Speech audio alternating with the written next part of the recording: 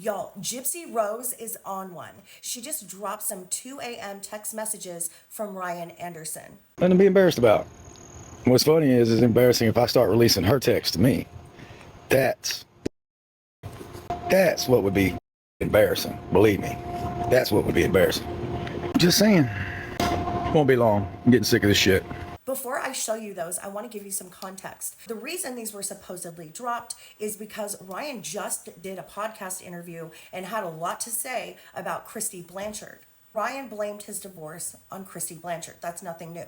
But he did say that Gypsy told him that Kristy and Ken dragged her to the divorce attorney's office, and that started the ball rolling. And basically, Kristy did not like that she was no longer in the spotlight and she wasn't making money from appearances, and that there had been a power struggle between her and Ryan, and he blames Kristy Blanchard more for the divorce than Gypsy.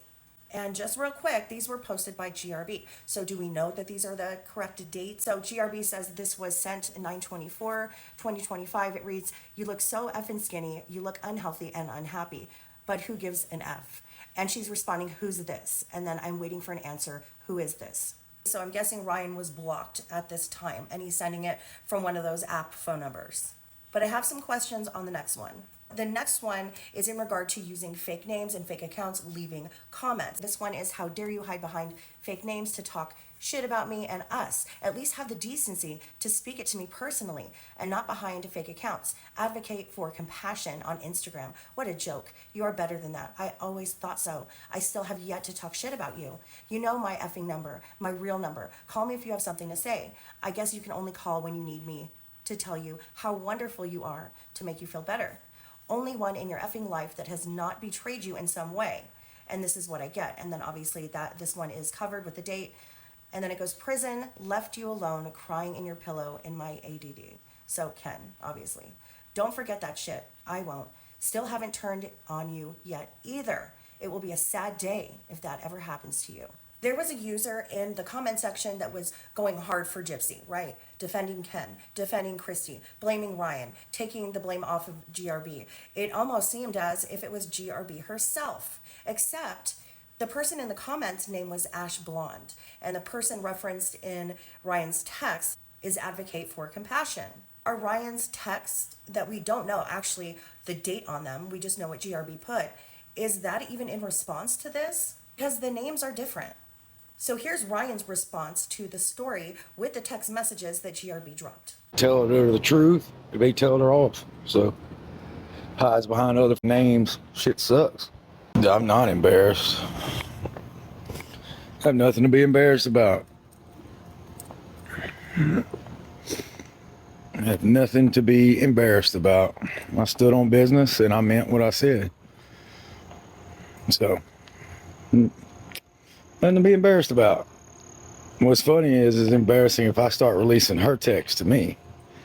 That's what would. Ryan said in the past that he does have text messages that could end her relationship with Ken, but he's not going to do that. Now, do I think that's true? Absolutely.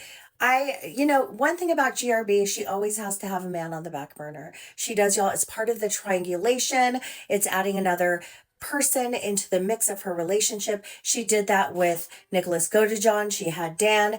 It's all to feed her need to feel desired. Funny. That's what would be embarrassing. Believe me. That's what would be embarrassing. Just saying. Won't be long. I'm getting sick of this shit. Getting sick of this shit.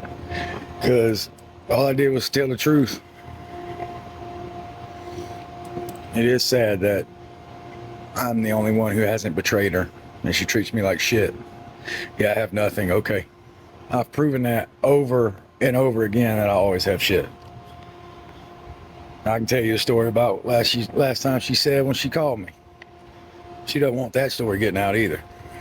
I'm just saying. I did ask GRB's bestie, Chat, to kind of give me an analysis of them, and this is what Chat said.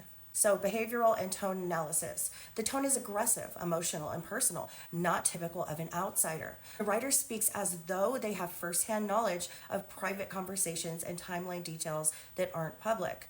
strong bias towards Gypsy and Ken, with hostility toward Ryan and Sarah, the podcast host. Deflects blame from Gypsy, shifts responsibility to Ryan's supposed immaturity or obsession.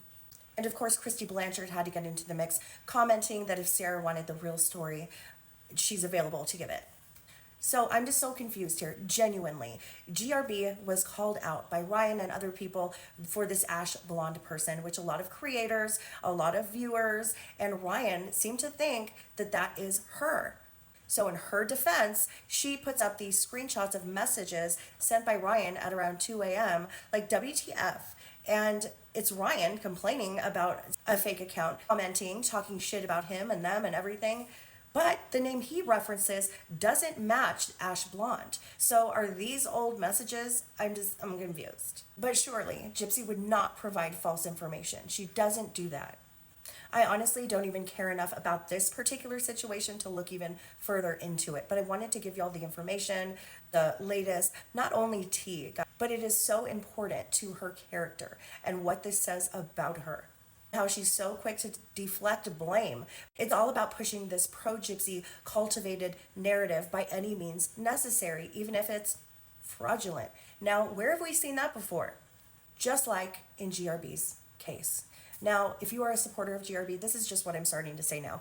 Go to Shred It, go to GRB Smark, and look up Damona's anniversary. I mean, that's all you need to do.